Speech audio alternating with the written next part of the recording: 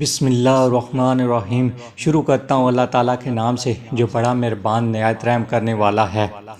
ایک شخص نے اپنے بیٹے سے وصیت کرتے ہوئے کہا، بیٹا میرے مرنے کے بعد میرے پیروں میں یہ پھٹے پرانے موزے پہنا دینا،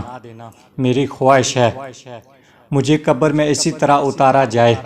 باپ کا مرنا تھا کہ غسل و کفن کی تیاری ہونے لگی، چنانچہ حسب وعدہ بیٹے نے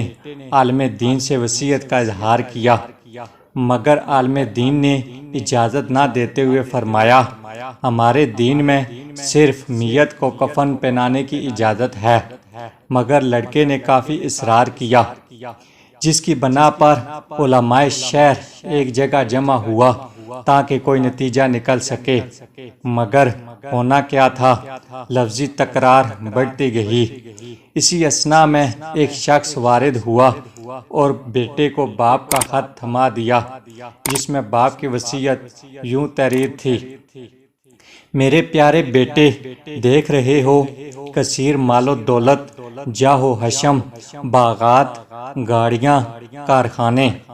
اور تمام امکانات ہونے کے باوجود اس بات کی بھی اجازت نہیں کہ میں ایک پوشیدہ موزہ اپنے ساتھ لے جا سکوں۔ ایک روز تمہیں بھی موت آئے گی، آگاہ ہو جاؤ کہ تمہیں بھی ایک کفن ہی لے کر جانا پڑے گا، لہذا کوشش کرنا کہ جو مال و دولت میں نے ورثے میں چھوڑی ہے اس سے استفادہ کرنا، نیک راہ میں خرچ کرنا،